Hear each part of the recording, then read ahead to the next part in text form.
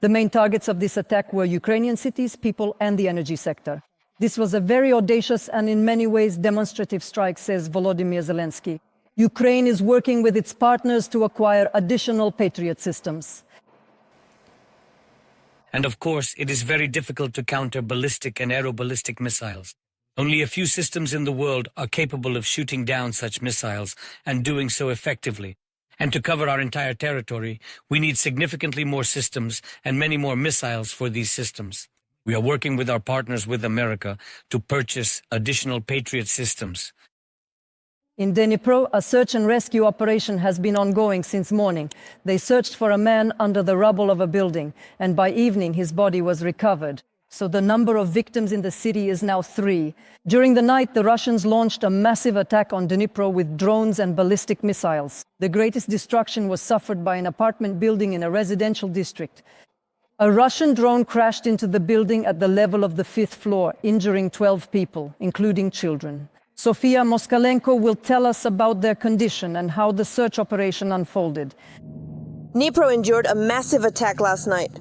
The first explosions in the city occurred around midnight. At first, the Russians sent in drones, and soon after they struck with ballistic missiles. It's just terrifying. What we heard too was a nightmare unfolding. What we felt was how it simply dived, heading sharply straight down.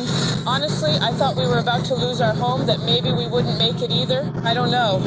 The greatest destruction was suffered by an apartment building in a residential district of the city. The enemy drone reportedly hit an apartment on the 5th floor. A fire broke out. I hear it buzzing right above my ear. I hear it whirring right above my ear. I thought, will I be lucky or not? And then it just exploded. I get up, everything is buried. The room is buried. You can't get into the hallway. My dog was in the big room, a Great Dane. I hear Hardy screaming, Hardy. Then he went silent. I thought the dog was killed. They pulled me out of the window and then they said, your dog is alive. The explosion damaged 2 entrances. Approximately 54 apartments will have to be completely dismantled. That's what the city council has already calculated. During the repair work, residents will be compensated for the cost of rent. For now, they have been offered temporary relocation. People from the damaged apartments have requested relocation, 1 family so far. We have the capacity to accommodate up to 120 people. This is an emergency measure. Utility services are working on site to eliminate the consequences of the enemy attack. Volunteers are also working. During the night on the 5th floor, rescuers discovered the body of a deceased woman. In the morning, another victim was reported, and only after 17 hours of search and rescue operations was the 3rd victim found. His family held out hope until the very end. We're waiting. We're waiting, calling. There's a phone there. Here, take it. Yes. Yes. We recognized her by her necklace. Yes, she was hard to recognize. We're waiting, hoping that he will still be found. There are also injured as a result of the attack. Among them are children. Doctors assess the condition of all patients as moderate. In total, rescuers managed to free 28 people and several animals from under the rubble. There was an explosion. She got scared and ran away. I couldn't find her. We closed the door and pulled me out of there. But I couldn't find her because she was hiding somewhere. In addition to the apartment building, an infrastructure facility in Dnipro was also damaged. A 2-day mourning period has been declared in the city in memory of those who died. From Dnipro, Sofia Moskalenko, Yevgeny Lopatnichenko, We Are Ukraine, United News Marathon. Another target of the enemy was the Poltava region. The Russians primarily targeted the energy sector. In Horishny Plavny, there is no electricity, no water, and no heat. The city has switched to emergency mode. People are being asked to remain calm and use all resources sparingly. Kremenchuk is also without power. Points of invincibility are being set up in these cities. Due to the enemy attack in the Poltava region, the railway infrastructure has also been damaged. Additional diesel locomotives have been put on the routes. In the Kharkiv region, a worker at one of the energy enterprises was killed right at his workplace due to a massive enemy strike on critical infrastructure. The Russians also attacked Kharkiv with missiles. No reports of casualties have come from there. However, the city is experiencing disruptions with both electricity and water. The metro is not operating, it is serving as a shelter. The relevant services are trying to restore everything as quickly as possible. More than 100 points of invincibility are operating in the city. Thank goodness there is a point of invincibility. Yes, that's very good. It was here in 2023 as well. Everything is fine. No panic, as I say, without electricity, without water, and without... We have a supply of water. In bottles, in canisters, in barrels. Do we have water? No, we don't have water. But we do have heat.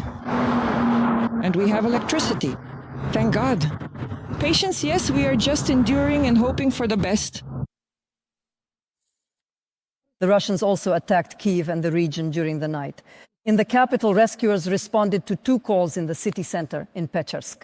At one location, trucks were on fire. At another, residents managed to extinguish burning drone debris before the emergency services arrived.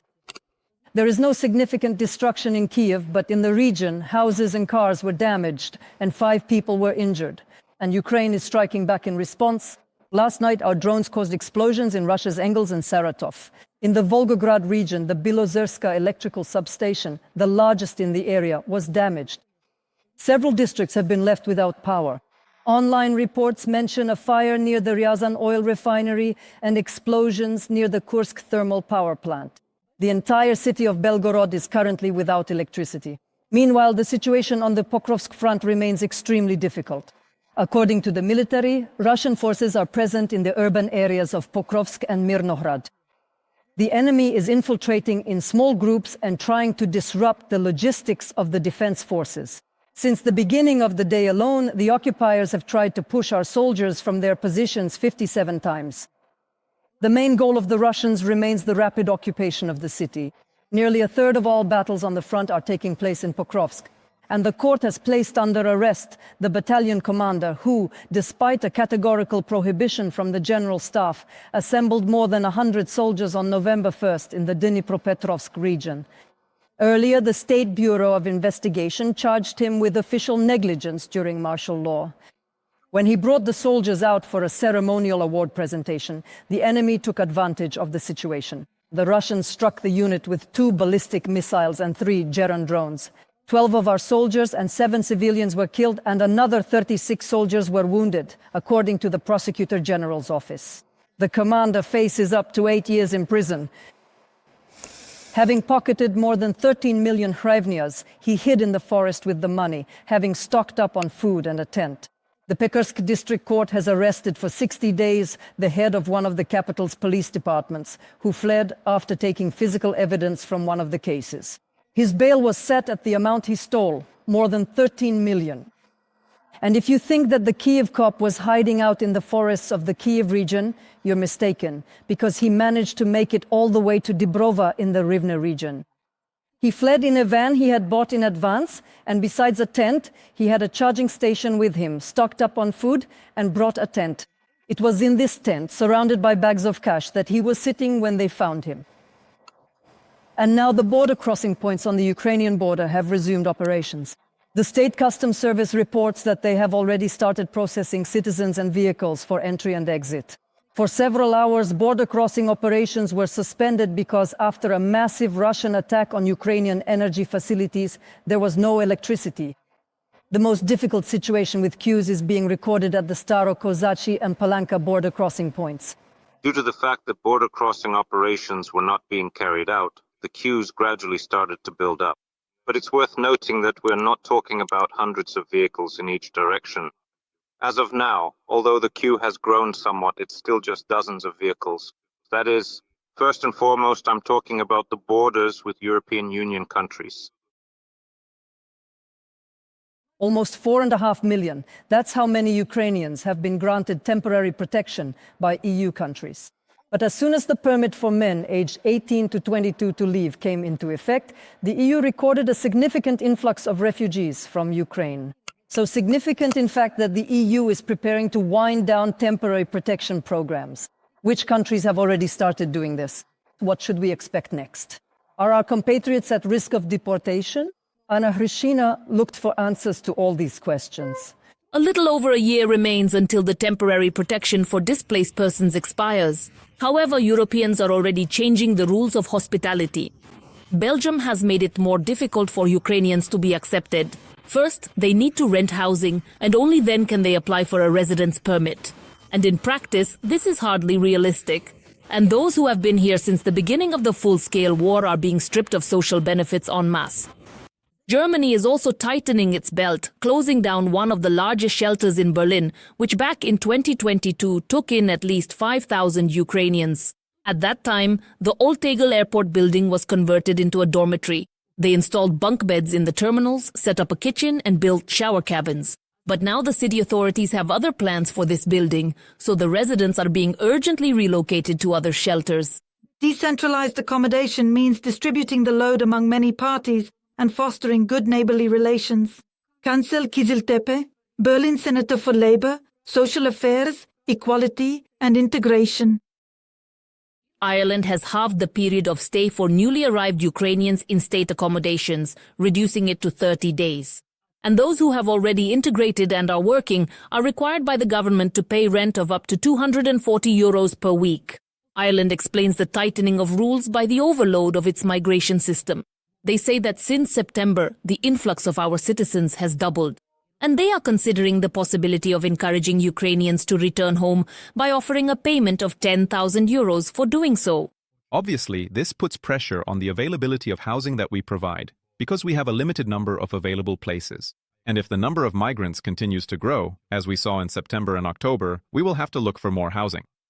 Jim O'Callaghan, Minister for Justice of Ireland, the Czech Republic is introducing new restrictions on housing for able-bodied Ukrainians. They can only live for free for half a year, after which they have to pay rent. Health insurance is also becoming paid. And since November, Switzerland has been conducting an audit of Ukrainian refugees.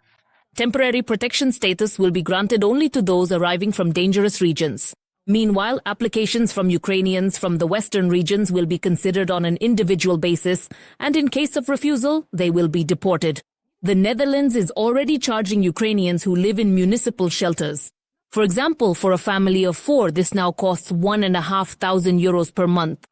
And Sweden is completely cancelling child and housing assistance for our compatriots. I spoke with one of the Swedish diplomats. I asked her about internal issues, and she told me that overall, we are an open society. But when the scale exceeds our capacity, problems begin to arise. And we don't want such problems in Poland. We can't take in any more. Marcin Przydacz, head of the Bureau of International Policy in the Polish President's administration. So Poland actually plans to end temporary protection a year earlier, in March 2026.